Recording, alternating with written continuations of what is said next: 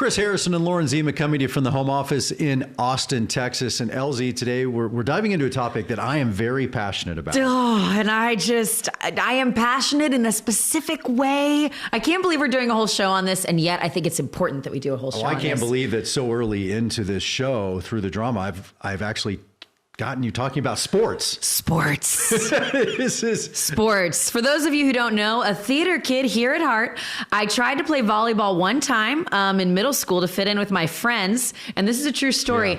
Yeah. Our team made it to the championships, and there was an A, B, and a C team. I was on the C team, and it came down to the C team to win the whole thing. The ball came at me, and I jumped out of the way, and I lost the tournament for everyone. And I looked up at the stands and saw my dad's head shaking and him sighing. And then afterwards he said, "Why did we do this?" So a theater kid from then on, through and through. And, but you know what? I will say this, like, my little brother played baseball. I went to his baseball games. I cheered him on, and I understand the importance of kids being involved in whatever it is and the importance of sports. I love the camaraderie. I want to start this whole thing up. I think youth sports are so important. Teaching kids how to win, teaching them how to lose, the team aspect, working together, adversity, getting over.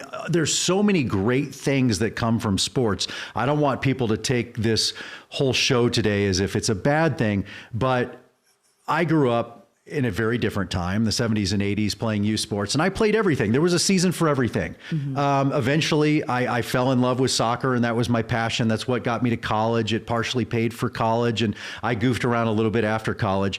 But I have coached the kids, watched them grow up in youth sports, but I've seen youth sports change dramatically. And it's not good where it's going. And it seems kind of like with college sports and the NIL stuff, it seems like we're driving this whole thing off of a cliff. And I wanted to bring in a very good friend of ours, Taylor Twellman, today as our guest. And Taylor is uniquely qualified to talk about youth sports. He comes from an insanely athletic family of dad, uncles, grandfather who's a professional athlete. Taylor was a four-sport athlete in high school, so another guy who kind of did everything. Ended up playing soccer, University of Maryland, went over to the Bundesliga, played in Germany, was an MLS star for the New England Revolution for like 8 years, played for our national team. Also, just a dad, you know, and a husband dealing with stuff in life. But now he is the lead MLS soccer analyst for Apple TV, where he does a great job. But what really sparked my interest for Taylor and this topic was hearing him on this podcast. And here's what he had to say. The climate that we live in, youth sports is now a business. It is no longer an avenue to develop people. It is no longer an avenue to develop athletes. It is a business. So that started a conversation with you and I last night. And what stuck out to me is that Taylor said that these sports aren't making good kids anymore. That's what brings me in, because that's a big question mark for me on, like, it's about developing a person. So let's welcome to the show our good friend, Taylor Twellman, again, lead analyst for MLS Soccer with Apple TV. Taylor, thanks for joining us. Hey guys, how are you? LZ, always a C-teamer, but an A-teamer in my heart, sweetie. Just so you know, you're always on the A-team with me. Taylor. Just knowing LZ, Taylor, can't you just see her screaming and jumping out of the way of the ball? We could picture it. Look, this is like me playing in a scramble on the golf course for LZ right now. I was talking about sports. Well, Taylor, like, one thing I did love that my parents did, though, is they exposed me to everything. Like, they made me try everything, even when I didn't want to, because I do think that's your job as a parent. Your kids don't know what they don't know yet. You're more experienced than them, so make them try everything and find out what they like, even if it's tough. I tried tennis, sucked at that. I tried skiing. I was okay. There's no hand-eye coordination in skiing. Balance was better for me. Every other sport I tried was bad. Ultimately, I found theater, and that was amazing. So first of all, what are you doing with your kids today? Like, are you exposing them to all these sports, or are you as a dad so worried about this world that you're not doing that? How are you handling this as a dad? Can I answer yes to everything you just asked? Am I nervous about where the world is? Yes, because so many of my friends that have kids that are 12, 13, 14, 15, I've got kids that are 7 and 5 are telling me that at age 11 and 12, we're forcing our kids to make a decision. I don't know about you two. Yeah, I knew I was going to be a pro athlete, but I didn't know what sport it was going to be. I had no idea. None of us know what we're going to do when we're older at 11 and 12. And yet the climate and the infrastructure is telling us if you don't make that decision, your kid's going to fail. LZ, that's interesting that you brought up how your parents did it, because I'd argue for anyone listening to this, as I've gotten to know Kris and LZ very well, LZ, you're more well-rounded people I've ever met. I can talk to you about anything and everything. You can walk into any room and fit in. I'd argue that's because of what your parents did. And what I mean by that is, if you expose your kids to everything, one, as a parent, you meet different people, but two, you expose your kids to different people. If you play the same sport year round, if you do the same activity year round, it's the same parents, it's the same routine. You don't know what that kid's gonna get. You don't know the benefit of exposing them to different things. My mom and dad, I had a pro golfer, pro baseball. My father played, he's got brothers, all of that. My parents never once said, you can play this sport year round. They forced me to play everything till about 14, mainly because they wanted me to meet new people, different people, and be exposed to the world. That's where I think youth sports is so valuable, Kris, is because you really do get to see and experience a lot of things as a young male or female that I'm not sure anything else can provide that. And I couldn't agree more that when we grew up, you started playing just youth sports, and you were playing it with your buddies. Yep. You played with your buddies at school, and then you had a sleepover, and really all you cared about was whose mom was bringing, the drinks afterwards and who was doing the orange slices. But now it is a $50 billion business, and we're going to dive into that business right after this.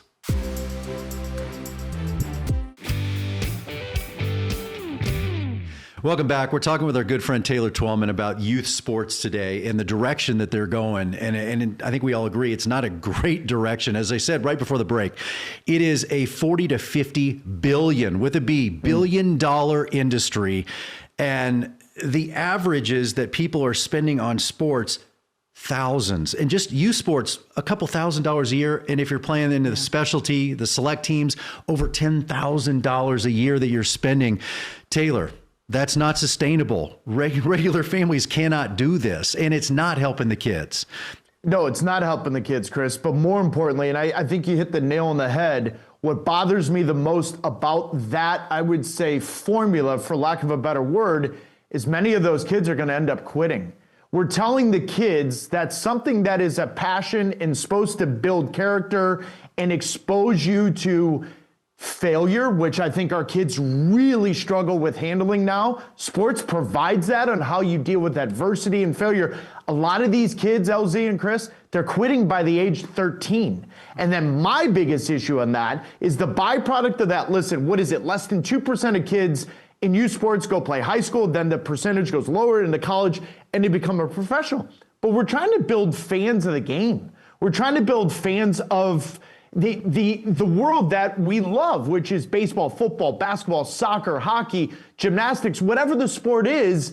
But if you're losing them by age 11 and 13, I'm telling you right now, you're losing them because the passion's gone. They don't enjoy it. Why would they sustain their fandom after that? Because the kids are going to say, hang on a minute. I hated that when I was 12. Why am I going to spend my hard-earned money when sports is now more expensive to go to the stadium with a family of four, however you want to describe it? We're just losing fandom in a way that unless you're watching it on TV, no one's really going to be a fan and go to the games anymore. Before you jump in, I just want to kind of reiterate a point that Taylor just made. Less than 2% of kids will go on to play D1 ball in any sport. Less than 2% of that 2% will ever go pro. Oh, now we're doing sports and math. And the average pro career, no matter what sport, is less than 5 years. Yeah. So even I get that. Well, and I guess, Taylor, I just want to let me play the voice of like this audience who isn't as maybe sports aware, but I know that we also have a lot of parents listening here, moms listening, who are thinking about their kids getting into this world.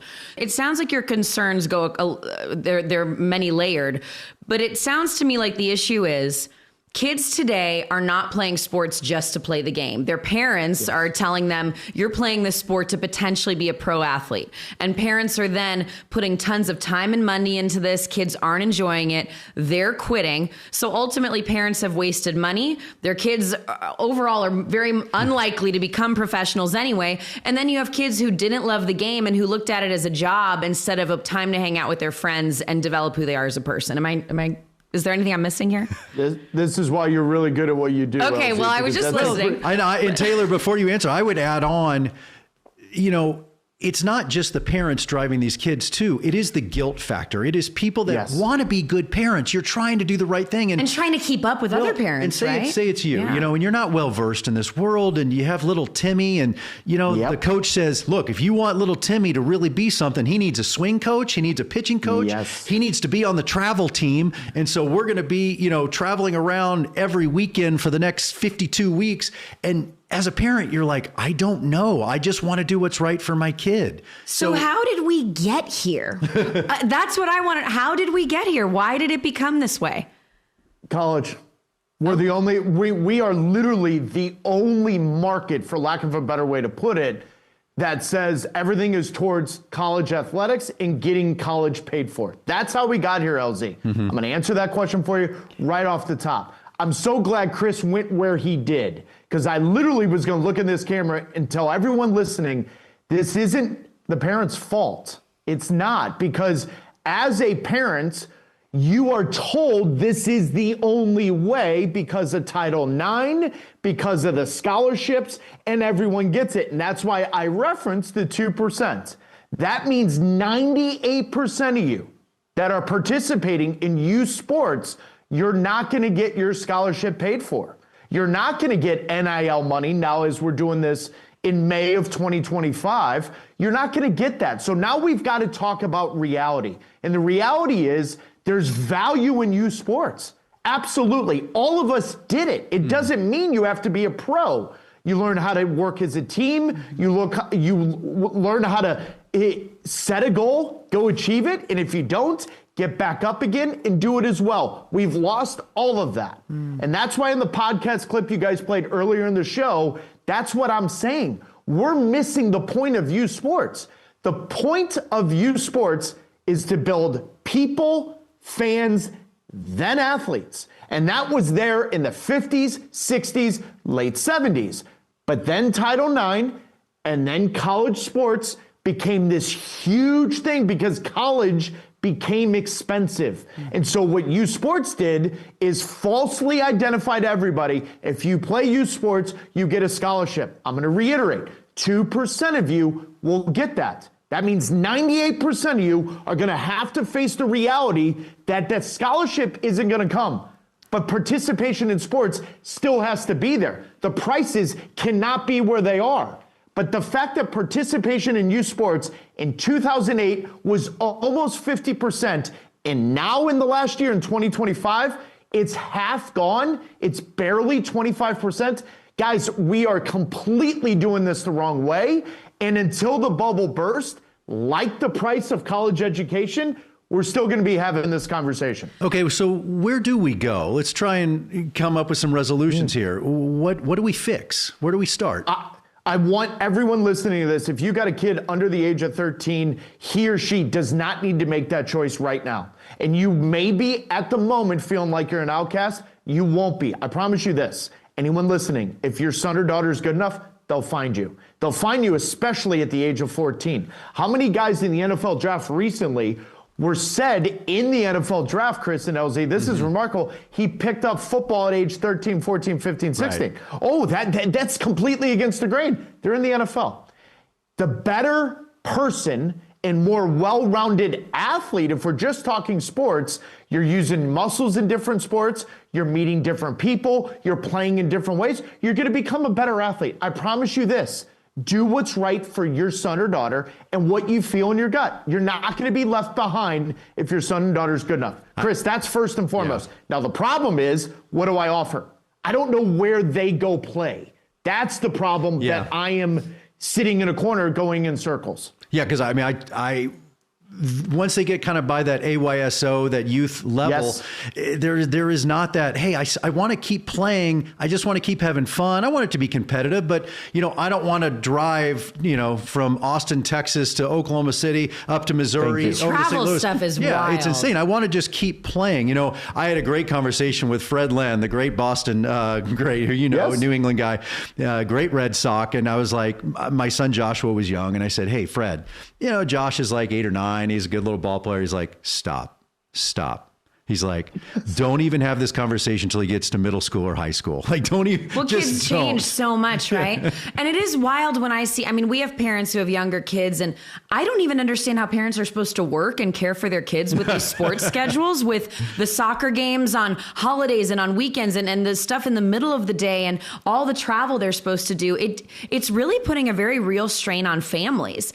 And so, Taylor, I want to go back to this number you said that it's now at half in terms of participation. Is that because kids are quitting, as you mentioned? Is that in part a number dropping because kids can't play multiple sports at the same time like they used to? What is that drop?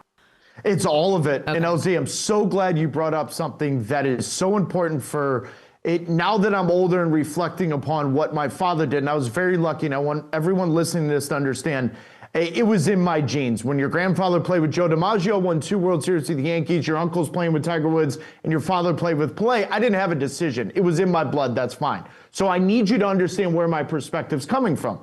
But LZ, what you and Kris just talked about is driving from Austin to Oklahoma City to Columbia, Missouri, and all this. You now are building resentment because you're losing your childhood. And as a parent, you're losing your ability to connect with your kid because all you're doing is spending time in the car. Kris, you and I never drove over 40 minutes to play any sport. No. We never did. Now, all of a sudden, with the specialization of it, LZ, that's where the number comes in. Parents can't afford it. They don't have the time. It's a 2-working household family now in our climate. So you don't have a parent that's easily accessible to take 6 hours off to do this. All of these are factors of why the number is barely 27% of participation in youth sports. That's inexcusable. Definitely. That's inexcusable with our country. Definitely got to change. And when we come back, one final question with Taylor Twellman.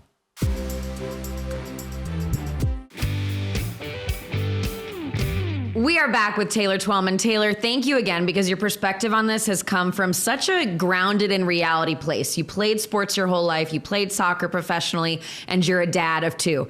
So we got a lot of moms listening. We've thrown a lot at them. I want to give them hope. My one final question is, what can they do from here? What can we do from here? Because they want their kids to be great people and to enjoy sports.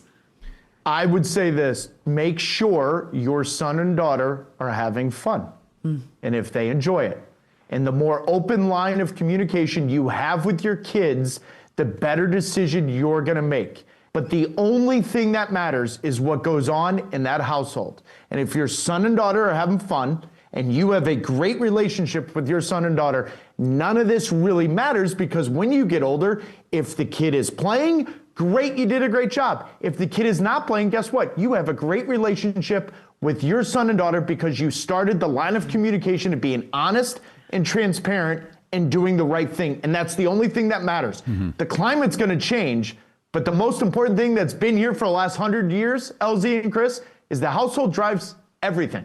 Yeah. And we want our parents to have better relationships with their kids, not driven by outside forces and outside voices. And I think as long as you take care of your household, you'll be happy, and that's the only thing we care about. Taylor, I've seen you as a parent. I just want to say, your girls are amazing. We've hung out with them at the American Century Championship last summer. They're so cute. They're so well-rounded. And you said, listen, their dad is a professional athlete, but they do gymnastics. They do ice skating. They do theater, which I loved hearing. Lauren was so excited. Well, Kris and I have had this conversation before. I do think sports is this automatic thing we expose our kids to. The arts are not always so automatic. Like, my parents definitely made me try sports. I'll say they did not make my brother try theater or music. And I think that you got to expose your kids to everything. You don't know what's going to light that fire in them. No, you don't, but you also don't know. They might be a good musician. Exactly. You don't know any of this. Yeah, you And might not have to Ringo mention- Starr back there playing shortstop. How about a music Chris, I was just going to scholarship? say this, though. Playing an instrument actually makes you a better athlete. It We've does. learned that. So, like, it just exposed them. The other part is this, and I think it's important for our listeners to understand, is when my daughters have a birthday party, there's a lot of diversity in who they're inviting. And I am exposing my daughters to the world. It's not exclusive, it's very inclusive, and it's great. I've met great parents that I would have never met because my daughters are doing other things than just going to a youth soccer field. Taylor, my friend, thank you so much. Appreciate the knowledge. And this is long from being solved, but at least the awareness needs to be out there that what's going on right now is broken. So thanks for the time. Dude, this was a blast. Can't wait to see you again. Taylor Twellman, you can check him out, Apple TV. And also thinktaylor.org is a special organization that he is behind from head injuries and sports, which is what kind of derailed his career. But LZ, you know, what Taylor hit on is very true. Your kids will tell you what their passion is. You couldn't have torn me off the soccer field. My parents didn't make me. I would have played in a dirt lot by myself. I loved it that much. It wasn't them forcing me to do it. And again, the numbers are staggering. Less than 2% are going pro. This NIL money, did you know that half of NIL deals are $100 or less? And about, you know, We hear about the 1%. Yeah. We're not all going to get that. It's like not everybody's going to be an Oscar winner. So you know? don't worry about your 9 or 10 or 11-year-old playing travel baseball, getting a fiber optic bat made of moon dust, spending $10,000 traveling around the world. Let them have fun. Let them have fun. And that truly is what it's all about. Youth sports are so important. As we said, teaching a child not only how to win, but how to lose, the adversity, team play. There's so many aspects that come into it. It is a brilliant thing, but expose them to everything. As LZ says, the theater is a wonderful place to be. All right. Well, everybody, thank you for tuning in, and we will see you next time because we have a lot more drama to get through. Thanks, everybody. And thank you again. Follow Taylor on social.